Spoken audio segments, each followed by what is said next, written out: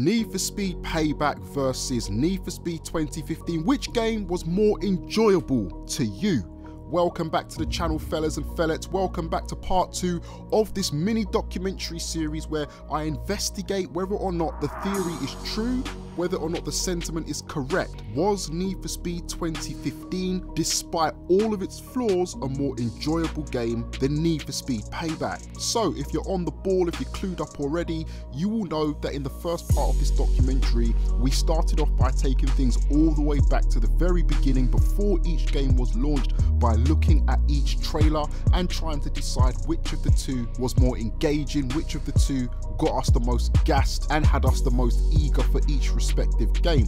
Now, if you didn't get a chance to go and watch that episode, I strongly recommend you go and watch that before continuing watching this one. The link should be popping up on your screen any moment now. Top right hand corner, sir. Click it. But as promised, in this video today, what we're going to do is we are going to look at a comparison between the two games at a little bit of a deeper level. Now, as you saw in the tweet that I posted up on the screen, I do believe that Need for Speed Payback is fundamentally a better game than Need for Speed 2015, okay? Yes, I said I had more fun on 2015 and I stand by that, and I feel more compelled to play 2015 than I do Payback. But before we go into that and look into the reasons as to why, I just want to explain the reason as to why I feel Payback is actually the better game. What I'm putting out here is an opinion. But what I like to do with my opinions is to provide facts to those opinions, to give those opinions credibility. It doesn't necessarily mean that you're going to always agree with my opinion, but to give my opinion some sort of credibility, I normally use facts, numbers, statistics, etc. Right, so first things first. What does Need for Speed Payback and Need for Speed 2015 both have in common? They are both car games, of course. They are car-related games. And when you want to start comparing games of that nature, the most important thing, the most centralized figure around both games, the most key component is obviously the cars. Without the cars, they're not car games. So first things first, if we take a look at the two car lists respectively, there are many different ways upon which you can judge which car list is better. Starting off with the actual sheer number, volume. So Need for Speed 2015 in total had 50 cars. By comparison, Need for Speed Payback had 78 cars. But it's not just about looking at the amount of cars, it's about looking at the quality of the actual list itself. Need for Speed 2015 with its 50 cars actually had 21 different manufacturers on board. Payback by comparison has 27 manufacturers on board so far. So already you can see an improvement there in terms of manufacturer diversity. Another thing to bear in mind is that not only did Need for Speed 2015 have less cars, less manufacturers equaling less diversity, but of the 50 cars on the car list in 2015, 9 manufacturers had only one respectable car as their entry. So what I mean by that is the Mitsubishi Evo, and that was it. The Lotus Elise or Exige, I think it was, one of the two, but that was it. 50 cars on the list, 9 manufacturers had only one car. If you convert that into a percentage, because sometimes percentages give you a more accurate understanding of the context of a number here, we're basically saying 18% of that car list was fulfilled with manufacturers who only had one entry. By comparison, Need for Speed Payback, on the face of it, seemed worse off, because it has 10 manufacturers that only has one car as their sole entry into the game. But again, this is where percentages come in to give a clearer indication, because yes, it may be one more, which sounds less, but we're talking 10 from 78 rather than 9 from 50, and as a percentage, 10 from 78 is actually around about 12.5. So Payback has seen a significant drop in situations where you see a car manufacturer only release one car for use within the game itself. This is a benefit, this is an improvement of sorts. 2015 had one Volvo, Payback has 2 Volvos. But the improvements don't stop there, because my biggest criticism with the car list in Need for Speed 2015 was that I felt it lacked diversity for those of us who may have a certain specific type of car that we connect with, that we like, that we enjoy better. There are JDM fans out there There are modern muscle car fans out there. There are classic muscle fan cars, supercars, European. Look, the list is endless. You either fall into one of those categories or a multitude of those categories. The problem with Need for Speed 2015 was that the car list was a seesaw. Of the 50 cars that made up that game, do you know how many classic muscle cars there were? I do. There were 3. 3. Not only were there only 3, but they were all supplied by one manufacturer. Just one. The 65 Mustang, the 69 Boss, and the 1990 Fox body. Ford. Once again, Need for Speed Payback improves on this situation. It has 8 classic muscle cars, this time spread across 6 different manufacturers. We've got the Buick GNX, the Camaro SS, we've got the Dodge Charger, Mustang Boss, 69 Stang and the Fox body, all being accompanied by the Mercury Cougar and the Plymouth Barracuda. Again, if we look at percentages, 6% of the car list of 2015 is made up of classic muscle cars, 10% of the car list on Payback has classic muscle cars. Now I can actually do this with almost every type of cars, but for the purpose of time, I'm going to stop there because I don't want to go any further with numbers, because then it's going to have the feeling of a meeting with your financial advisor or a board meeting or something like that. I don't really want to be doing that, but I hope that gives you some sort of idea in relation to what I was talking about earlier on when I said when I give an opinion, there's always going to be a number behind that opinion, or there's going to be a very strong fact to back that opinion up. Moving on to customization. 2015 we thought was going to have a lot more customization than it actually did. We saw the trailers, we saw the promo, we saw the PR leading up to the event, we saw all sorts of different bits and pieces that led us to believe that the game was going to be pretty much on par with Carbon, with Most Wanted 2005, with the Underground series. Unfortunately, that just didn't end up being the case. There are a lot of cars that either had no customization or hardly anything whatsoever. Obviously, this situation was resolved in Need for Speed Payback, as there are more cars that are available with more items of customization. Not only that, but there are also more customizable options as well. They've added new things that can be customized, such as air suspension, neons, nitrous color, roof lights, tire smoke, wheelie bars. And if that's not enough, what they've also done this time around in Payback is they've given you the ability to mix and match parts of body kits. A Liberty Walk bumper with a Rocket Bunny rear wing or spoiler. That's a possibility in Payback which wasn't available to you in Need for Speed 2015. So it's fair to say, in terms of customization, again, Payback is better than 2015. One of the biggest criticisms of Need for Speed 2015 was the fact that the whole game was shot at night. Now, me personally, I'm not gonna lie, I was one of the people that complained about it, although my whole complaint was slightly different to most people's. I have no issue with the game being shot at night, because Underground was shot at night, Carbon was shot at night, but the difference between those two games and Need for Speed 2015 was the natural ambient lighting within the game. The street lights and things like that gave those games a type of glow and made it easier to appreciate certain things like the body kit you've just put on the car or the wrap you've just designed. I don't mind a game shot at night, I just need more ambient lighting. However, most of the community just didn't like the fact that it was fully fledged all out nighttime. Obviously, again, this situation was fixed in Payback, because Payback has kept the night theme, but it's also giving you a day theme as well, by way of a day and night cycle. You've gone from having one option to having both options. Again, a fundamental improvement. These are all facts, these are not opinions, these are facts to back up my opinion. Moving on, the handling model. Many people didn't like the handling model in 2015. Some thought it was too cartoonish. Some people thought that although Need for Speed is an action-based arcade racer, it was just taking it over the top. Then at the other end of the scale, there was the situation where people felt the cars were just far too twitchy. Very difficult to avoid oncoming traffic, very difficult to correct your car when trying to swerve in and out of other racers and oncoming cars. Need for Speed Payback's handling is by no means perfect. There are still some issues that need to be addressed, but by and large the cars are a bit more grippier and they're a bit more planted. And not only that, but there seems to be a bigger variance between the way in which the car handles when you set up a drift build in comparison to a grip build. So again, it's definitely by no means perfect, but it's definitely an improvement over 2015. The map. Need for Speed 2015 was pretty much marketed as an open world racing game. It wasn't. it actually wasn't an open world racing game because there were barriers all over the place. There were barriers all over the place.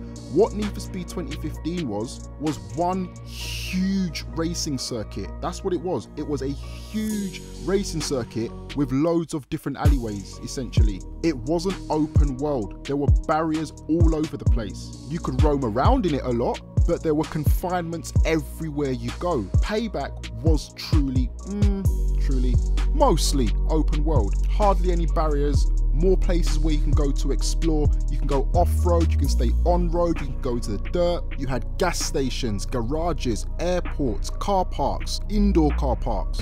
Payback also had more in the way of elevation changes, more things you could jump off of, more cannons you could drive through. The only criticism I can have of Payback's map is at times it just feels like it lacks a bit of character in certain aspects, but by and large, not only is it a more diverse map than 2015, but it's less restricted as well.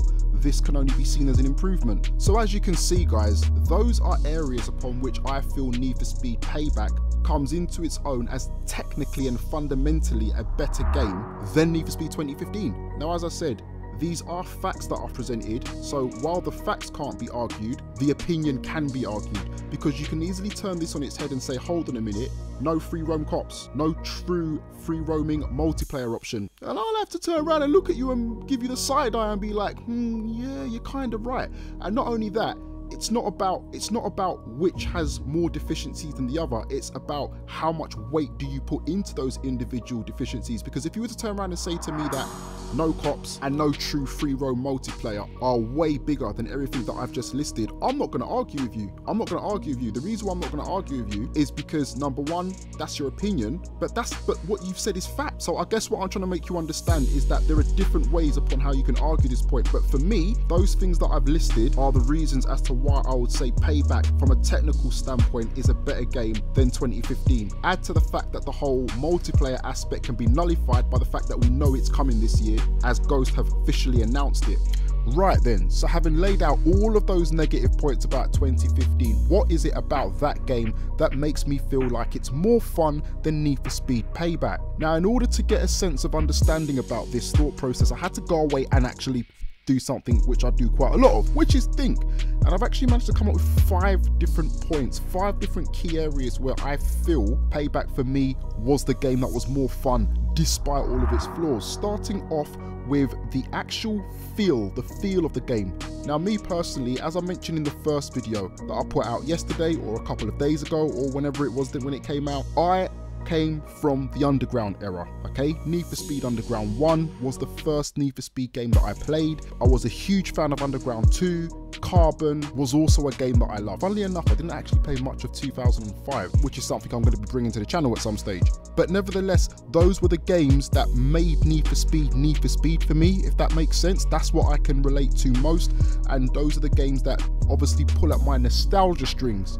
I've mentioned many times that I love the Fast and Furious franchise, even though it's not what it was previously. And that sense of belonging to a car gang was a central focus of Need for Speed 2015, which I feel in some way was carried over from the Underground / Most Wanted / Carbon era. I'm sorry, Rivals, Hot Pursuit and Most Wanted 2012 I just want to totally forget about, because they are in no way, shape or form related to that era. But the general all-round feel of the game itself just gave me that Fast and Furious 1 / Fast and Furious 2 type street culture which I look for when playing a Need for Speed game, and the essence of that was captured beautifully in the trailers as mentioned previously. I guess this leads me on to the next key fundamental point, which is nostalgia.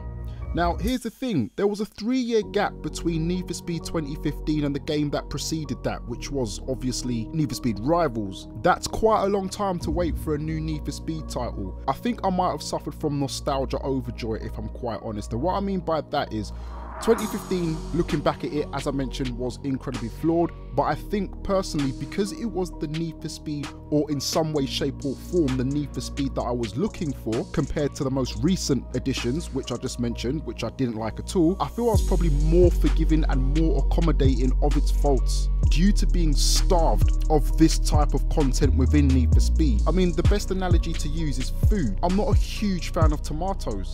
I don't really like them at all, to be quite honest with you. And I always pick them out of burgers. You put a tomato in my burger, I'm gonna urinate on your doorstep. Don't do it. But here's the thing, if you take food away from me for 12 hours and then I'm starving hungry and you give me a burger and I taste the tomato in it, I'm gonna continue eating it and scoff my way through. My taste buds are more forgiving of the annoyance that is a tomato because I was starved of food for so long. Is this making sense? It is, of course it's making sense because it's me that's saying it. But essentially, I think that played a massive part into why I was happy to put up with the shortcomings in 2015 for such a long period of time. Moving on, level caps. Payback really annoyed me. It really irritated the heck out of me with the whole level cap system. When I play these types of games, one of the things that I always talk about is customization. And the reason why customization is so important to me is because I feel customization is the way in which you connect with a car.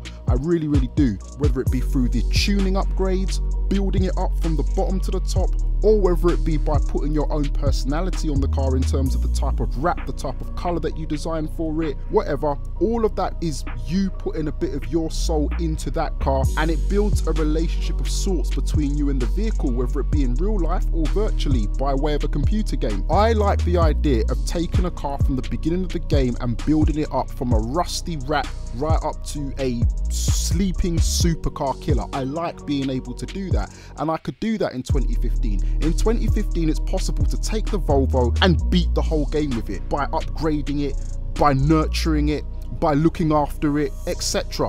When I started the playthrough series of Payback on the channel, I had it in my head that I was going to take the Volkswagen Mark 1 Golf, or as it's known in America, the Volkswagen Rabbit, from the beginning to the game to the very end of it. What I didn't realise though was that it was level capped. It was level capped at 299. The annoyance that bestowed upon me cannot be put into words, primarily for the fact because I had already half built the car up in terms of leveling it up, just getting it to where I wanted to get to then only realise that it was all in vain. There would have been no point, because I would have got to a stage where I'm taking on cars that have got higher level caps and there's no way that I can win. That irritates me so much, because what that then leads to is me having to go and buy and pick cars that I don't necessarily want to buy, that I don't necessarily want to use if I go online, just to stay competitive. It's a car game. Let me drive the car that I want to drive. Let my car be competitive. Take the restriction off. Stop doing that. I don't like it. I can't see any beneficial reason as to why this has been done. There is no sense in normally I can find logic. Even in mistakes, I can find the logic as to why people have done them. I can't understand why they have done this. I don't mean to complain, but I do mean to complain. I don't like that aspect of the game, and I've spent so long talking about it because it pissed me off. That was the area of the game that enraged me more than anything else and just completely turned me off it. Moving on, the next fundamental point, too much competition. 2017 was a big year for racing games. As racing game fans, I say this quite often, we don't really get many games coming out on a regular basis in comparison to fans of first-person shooters and open-world adventure games. In 2017, we had Dirt 4, we had a new Formula 1 game, we had Forza Motorsport 7, we had Need For Speed Payback, we had Gran Turismo Sport, we had Project Cars 2, and I believe, well, we were supposed to have The Crew 2 as well, but that obviously got pushed back. When you've got that many racing games coming out in such close proximity, people are happy to jump across from game to game. People's tolerance levels are lower because they've got something else that they can play. I mentioned many times before that Need For Speed Payback was released unfinished. There was too many large and significant portions of the game missing for it to be considered a complete game. Once you've gone through the story mode and you finish that, there's nothing else for you to do. People are fulfilling their driving fixes by moving on to one of the games that I just mentioned earlier on. It was a saturated time in the market to release a product which doesn't measure up, unfortunately. And last but not least, I think one of the key fundamental points as to why I had more fun with Need For Speed 2015 than I did Need For Speed Payback was the DLC support. Need For Speed 2015 had 6 months worth of free DLC, and that 6 months period started from the month after the game was launched. I can't remember all of the DLC packs because it was too long ago, but I'm sure if you go onto the Need For Speed YouTube channel, you'll find them all. But every single month, the game was being refreshed. every single month the game was being rejuvenated. Every single month they were watering the plant and making it grow just that little bit more. With Payback, to my knowledge, the Speed Cross DLC and one or two extra derelict style cars, and a music video with Lethal Bizzle and Theo, Black Pants. Yeah. No, that's not content. That's not a DLC. That's not content. I can't play that. What you've essentially done is you've given me an unfinished product with little reason for me to continue playing after the story mode is done. And then to compound that further, you've not given me anything on a consistent basis since it was launched to make up for that shortfall. This is a serious and fundamental flaw. I don't know who makes the decisions at Ghost. I don't know if it's EA who make the decision. I don't know. This person needs help. These people need help. You are lucky the Crew 2 got pushed back. You are lucky, and by you, that's a direct message to Ghost, direct message to EA. You are lucky that Ivory Tower and Ubisoft pushed the Crew back, because that game is centrally focused around a free roaming online multiplayer experience. That is the core mechanic of that game, the very thing that you guys have not got in your game, which is leading it to die out. Sort it out. And that's all I've got to say about that. So thanks for tuning in and watching the video. Yeah, it did turn into a little bit of a rant towards the end, because I care a lot about Need for Speed. I care a lot about, not even just Need for Speed, I care a lot about racing games in general. I care about the racing community, and over the past few months, if you guys have started to come out and watch my videos, you've seen that I'm someone who always campaigns for what he believes is right. When I feel that a company is doing something right, I praise them all the way. When I feel like they're doing something bad, I will absolutely go lay into them the way I feel they need to be laid into. And unfortunately, this is one of those situations. This was not how I planned the video to be, but it just turned that way, Now, as I mentioned in the last video, if you like these analytical style videos where we break stuff down and look into them at more detail, please check out the BOURNE Opinion playlist. More so, check out the Midnight Club 5 content that I put out if you haven't done so already. If not, I'm sure there's something else on that playlist that you'll find that you'd like to watch. Oh, also, just to let you know, there's going to be a part 3 to this documentary, and the part 3 is actually going to be me reading out your comments. So it's actually going to be a sort of shout out series, or shout out episode if you want to call it that. But what I'm going to be doing over the next few days is I'm going to be looking at all the comments that you guys put on this video, and I'm also going to be looking at the comments that you drop on the first part, the first episode, which should be in the top right hand corner of your screen now. And while it's impossible for me to obviously shout out all the comments, I'm going to take quite a significant proportion of them, the best ones, and read them out in part 3. If it's your first time around here, I wish you a BOURNE welcome. Hit the like button, swing the damn hell out of the notification bell so you know when the next video is going to drop. But that's it. Take it easy. Peace.